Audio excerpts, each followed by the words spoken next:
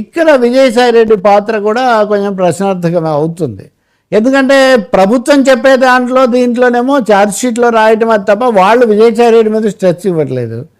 కానీ వాళ్ళ ఇంట్లోనే ఇదంతా అయిందని రాశారు.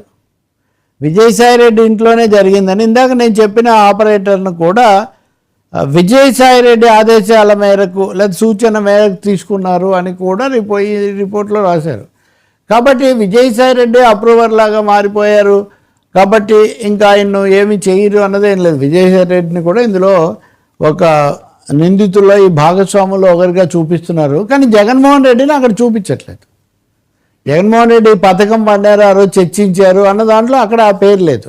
సో దీని ఇంప్లికేషన్స్ న్యాయస్థానం ఎలా తీసుకుంటుంది, అలాగే ముందు అసలు సిట్ ఆయన వెంటనే అరెస్ట్ చేయమని చెప్పి ఆదేశాలు జారీ చేస్తుందా, సమయం తీసుకుని మరిన్ని సాక్ష్యాధారాలు సమకూరుస్తారో తెలియదు. కానీ సజ్జల మాత్రం దాదాపు ఎదురుదాడి తీవ్రంగానే చేశారు. ఇదంతా కావాలని రాజకీయ కక్షతో ఇరికిస్తున్నారు తప్ప ఇంకోటి లేదు. వాళ్ళు ఒక రాజకీయమైన ప్రశ్న వేస్తున్నారు, దానికి సమాధానం నిజంగా మనకు కూడా తెలియదు.